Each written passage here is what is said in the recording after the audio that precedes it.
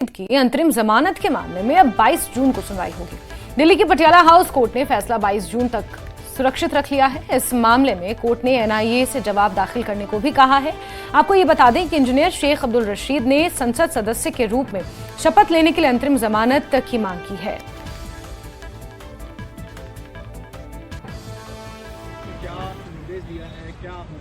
Matter 22 तारीख के लिए एडजर्न हो गया है क्योंकि there are 3 specific dates to take oath, 24, 25, 26। लेकिन स्पेसिफिक डेट कौन सी है अभी तक पार्लियामेंट ने भी रिलीज नहीं करी है। देयरफॉर एनआईए को डायरेक्शन गई है कि इन तीनों डेट्स में से हम कौन सी डेट में ओथ ले सकते हैं।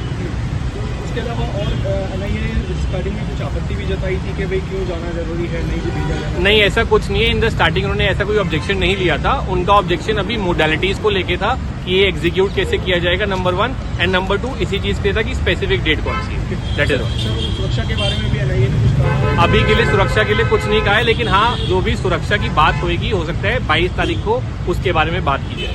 तो सर ये 22 तारीख को क्या स्पेशल कोर्ट ये मैटर सुनेगी या कोई ड्यूटी? ये sir actually as per the courts vacation court जो भी उस समय बैठेगा